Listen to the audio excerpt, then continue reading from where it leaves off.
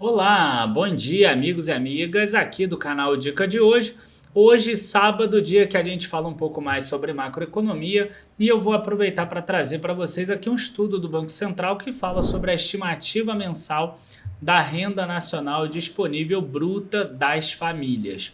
Tá? Um número que a princípio ninguém deve ter ouvido falar, um número que não deve trazer muito interesse, mas vocês vão ver no gráfico como isso representa o que está acontecendo na bolsa hoje. E a gente vai ver como é interessante a gente trabalhar com esse número também. Tá? Lembra sempre que as empresas que estão aqui no Brasil, tirando poucas aí, algumas exportadoras, que às vezes até têm peso relevante, mas aquelas que trabalham aqui dentro, elas dependem de consumidores. E quem são os consumidores? Exatamente as pessoas que têm essa renda nacional disponível bruta das famílias.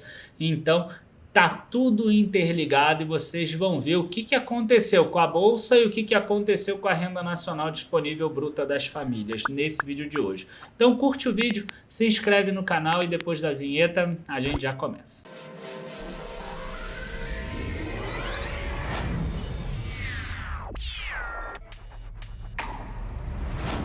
Bom, vocês sabem que um dos grandes objetivos aqui do canal também é ensinar as pessoas. É claro que a gente tem nossos relatórios de análise, a gente é uma empresa, tem um monte de funcionário, a gente precisa vender também. A gente tem os cursos, igual o TCP vai ser lançado agora em janeiro, a carteira plena vai ser remodelada em fevereiro. A gente tem um monte de novidades aí, mas a gente também quer ensinar, a gente quer educar financeiramente as pessoas. A gente sabe que nem todo mundo pode comprar serviços de análise, mas todo mundo tem direito a mudar a própria vida e a ter um pouco mais de conhecimento. Então, Banco Central do Brasil aqui, conhecimento completamente gratuito. Quem quiser entrar aí, bcb.gov.br/publicações /box relatórios INF, e eu peguei esse aqui, estimativa mensal da renda nacional disponível bruta das famílias. O que me chamou a atenção é que é um relatório muito bem explicado, né? Até eu tinha algumas dúvidas com relação à renda nacional disponível bruta das famílias e eu já sei exatamente como é que funciona a partir desse relatório, que tem 5 páginas e tem alguns gráficos legais que a gente vai ver aqui. Então, o Banco Central divulga isso aqui mensalmente, inclusive, essa massa salarial ampliada disponível. Na verdade, a massa salarial ampliada disponível é diferente da renda nacional bruta disponível. Por quê? Porque a massa salarial é uma medida de renda que considera, além da massa de rendimentos de trabalho, outros rendimentos recebidos pela população, como benefícios previdenciários, proteção social e rendimentos financeiros. Tá? Essa medida de renda, ela às vezes e acaba sendo com frequência maiores que a dos dados oficiais. É importante para o acompanhamento da conjuntura econômica. Agora, a renda nacional disponível das famílias e que vai ser divulgada aqui mensalmente, ela é formada por essa fórmula aqui, tá? Então, ela é maior do que essa massa salarial ampliada disponível.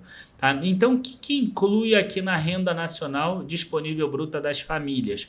Que, no final das contas, é o dinheiro que vai ser consumido e que vai gerar receita para as empresas que vendem aqui no Brasil. Então, a Raia Drogasil vai pegar um pouquinho dessa renda nacional, a Magazine Luiza, que está caindo aí na bolsa, vai pegar um pouco, a Via Varejo vai pegar um pouco, né? Às vezes até mesmo uma empresa igual a Vibra Energia lá, que era a antiga BR Distribuidora, nos postos dela vai pegar um pouco também, porque as pessoas vão abastecer os carros e assim por diante. Então isso tem tudo a ver com a Bolsa de Valores, né? E o que isso significa aqui? O que é essa renda nacional total? É remuneração do trabalho, excedente operacional bruto, que significa, corresponde principalmente às rendas de aluguéis efetivo e imputado.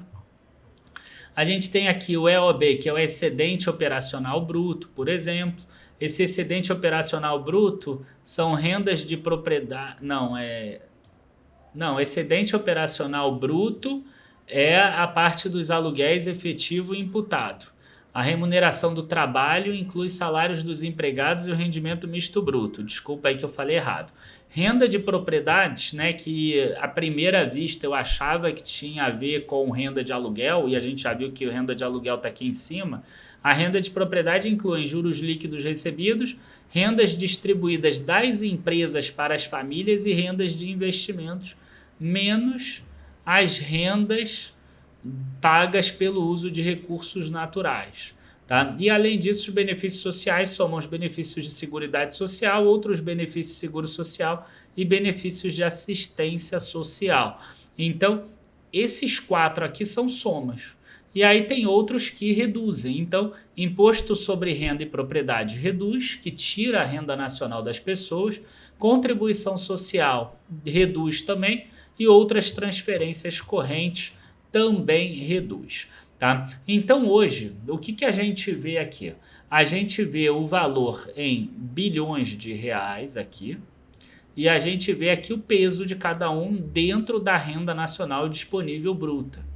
Tá? Então, a gente tem o seguinte, né? A remuneração do trabalho significa 60%, só que só 48% é de salário.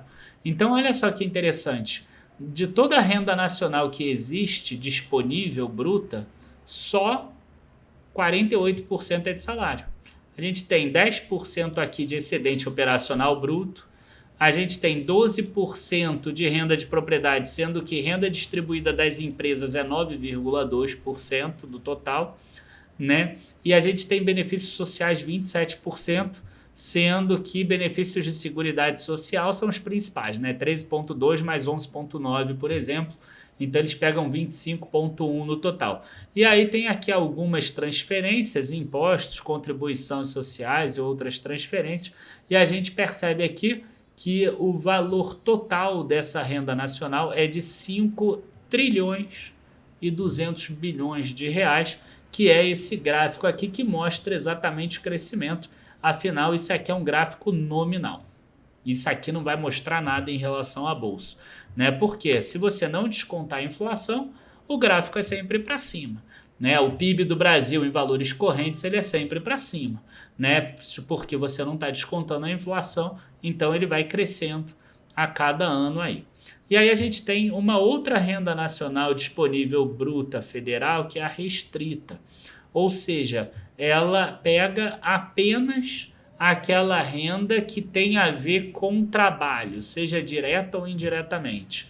Então, a gente tem aqui a remuneração do trabalho e os benefícios sociais menos, né, os impostos que existem. Então, quer dizer, os benefícios sociais aqui têm a ver com o trabalho, um trabalho que já aconteceu há um tempo ou um trabalho que estava acontecendo e a pessoa teve uma invalidez ou uma licença, enfim, alguma coisa nesse sentido. Tá? Então, essa aqui é a renda nacional disponível bruta restrita, que tem mais a ver com o salário aqui das pessoas e tudo mais. Tá? E aqui a gente tem a massa salarial, que foi aquilo que a gente falou no início, que é um pouquinho menor aqui no total. Tá? Então, esse número aqui, olha só, chega a 4 trilhões de reais a restrita e a 3 bilhões e pouco a massa salarial do Brasil hoje. Agora, vamos mostrar alguns gráficos, porque aí o vídeo começa a ficar mais interessante aqui, tá? Então, eu estou crescendo aqui para a gente poder ver com mais calma. E esses gráficos aqui, eles são mensais. Então, vocês vão ver aqui que está em 500 bilhões e não em 5 trilhões e cacetada lá que estava antes. E aqui a gente está falando de média móvel de 3 meses para tirar alguns ruídos que possam existir. Né? A gente viu aqui que tiveram alguns ruídos lá em 2020, por exemplo, mas de certa forma eles estão aqui retos. Então, se a gente pegar ali um gráfico da Bolsa, você vai ver que de 2003 até 2011 a Bolsa foi para cima.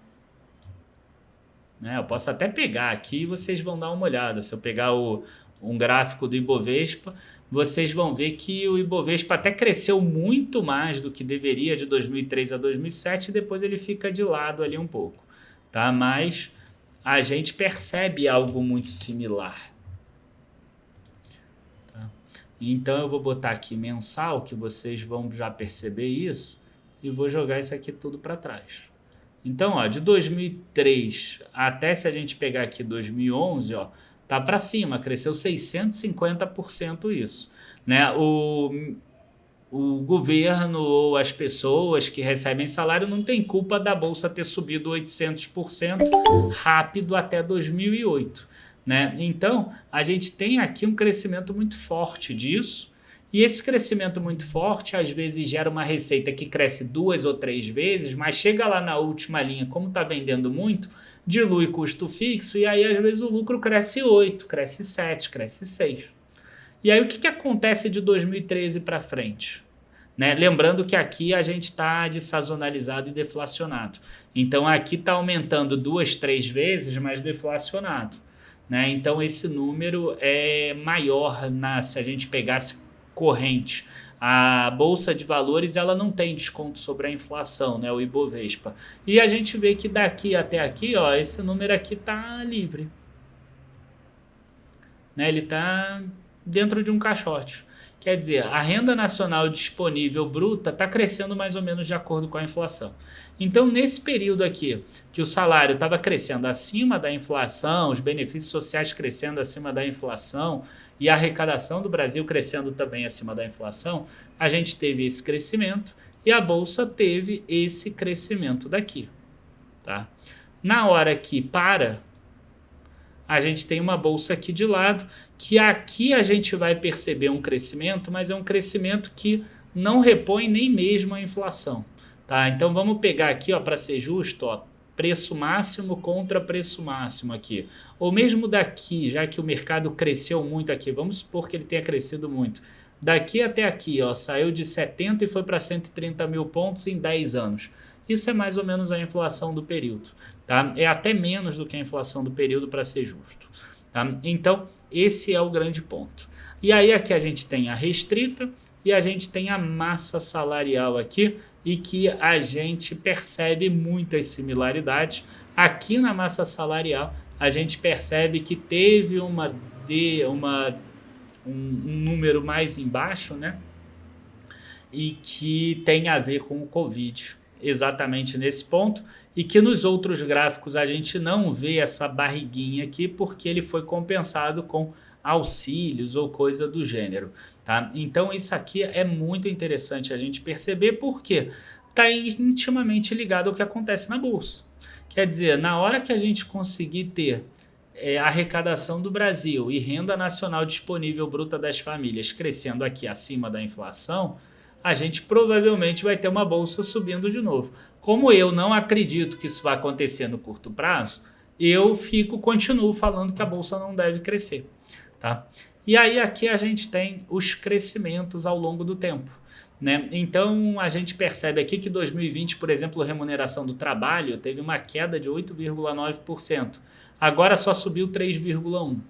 Né? Benefícios sociais teve uma alta em contrapartida de 22,5%. Porque benefício de assistência social subiu 327. E aí agora até setembro de 2021 teve uma queda de 18. E assim por diante. Quer dizer, as pessoas ganharam menos dinheiro aqui, logo elas pagaram menos impostos, aqui 9%. Né? Agora já está voltando aqui aos eixos.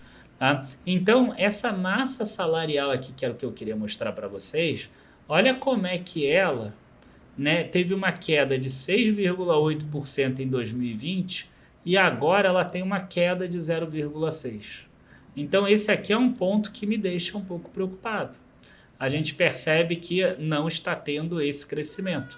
Enquanto isso, a renda nacional disponível teve uma alta de 1,7% no outro ano e agora uma queda aqui de 4,8%. Quer dizer, está tendo um enxugamento dessa renda nacional disponível exatamente porque estava saindo os auxílios. Então, o que o governo quer? O governo quer, ano de eleição, aumentar esse número aqui para gerar mais renda nacional, virar um pouco mais a economia e conseguir fazer com que tenha mais consumo.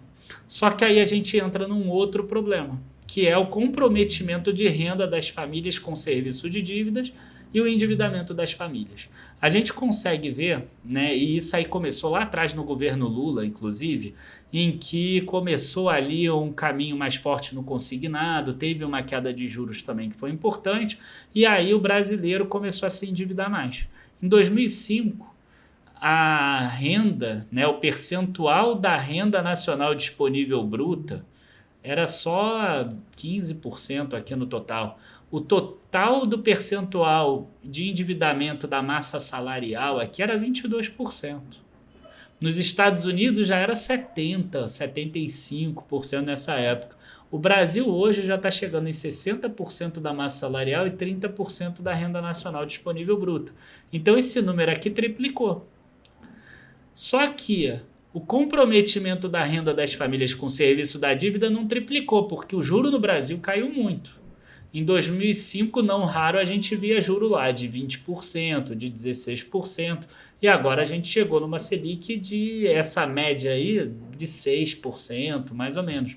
Só que aí o que vai acontecer? A gente vai ter esse endividamento aqui no ano que vem, alto, bem mais alto, só que com a taxa de juros subindo. E com a taxa de juros subindo, o que vai acontecer? O comprometimento de renda das famílias com o serviço da dívida vai para cima. E aí, mesmo aumentando renda, o poder de consumo diminui. Tá? Ou senão a galera fica inadimplente, aí vai ser ruim para o banco. Mas eu acho que banco sabe emprestar, pelo menos os bancos grandes sabem. Os bancos digitais novos aí eu não sei ainda, mas os bancos grandes eles sabem emprestar. Então, o que a gente tem aqui? A gente tem que o consumo ele pode vir da taxa de poupança. E essa taxa de poupança aqui você vê que não mudou muito. Então, é interessante a gente ver isso, né? Porque o Brasil teve uma oportunidade aqui com o aumento de renda nacional, né? Mas mesmo nesse período de 2003 a 2013, o pessoal foi tudo para o consumo. Eles aumentaram o quê? O endividamento. Quer dizer, aumentou a renda e aumentou o endividamento. E não aumentou a taxa de poupança. Tá? Então isso aqui é uma falta que existe de educação financeira nas pessoas, né? E eu acho que quem está vendo esse vídeo não tem esse problema, mas enfim, é algo que acontece no Brasil e que as pessoas deveriam pensar um pouco mais, né? Em aumentar essa taxa de poupança. A gente vê que quando brecou o consumo aqui, ó, e quando realmente todo mundo ficou com medo, a taxa de poupança foi lá 25%, 30%. Né, que foi exatamente na época ali do Covid. Então a gente viu uma alta enorme na poupança e a gente viu uma grande facilidade até para o financiamento imobiliário, que deu esse boom aí de 2021. Muitas empresas vendendo bem no primeiro e no segundo trimestre, principalmente de 2021, empresas construtoras. E até mesmo empresas de varejo recuperando muito mais rápido do que a gente imaginava. Então esse vídeo daqui mostra para a gente algumas dificuldades que a gente vai ter para o outro ano, que são dificuldades em relação ao endividamento, a quanto de renda vai ficar comprometido, tá? E a esse problema que eu já diria que é crônico no Brasil, porque já está se arrastando há 8, 9 anos. Quer dizer, a economia não cresce, a renda nacional distribuída das famílias não cresce também, assim como a massa salarial. Ali você vê que está aumentando de acordo com a inflação e isso traz muitas dificuldades para o Brasil crescer como país. Eu mostrei aqui o Ibovespa em reais. O Ibovespa em reais até subiu um pouquinho porque tem inflação no período, tá? Mas se vocês botassem o Ibovespa em dólar, vocês veriam que ele ia estar em queda. Então acho que é isso. Abraço a todos, bons investimentos. Dia 11, 12 e 13 a gente vai fazer uma live, 3 lives, eu e o Rafael Zattari especiais para falar sobre crescimento patrimonial. Em breve a gente vai colocar na descrição do vídeo, também nos próximos vídeos, a gente vai colocar detalhes de como você pode se inscrever para essa série de lives aí, tá? Abraço a todos, bons investimentos. Feliz ano novo para todo mundo, que hoje o vídeo deve estar indo ao ar dia 1º de janeiro, embora eu esteja gravando com antecedência. E até a próxima. Tchau, tchau, pessoal.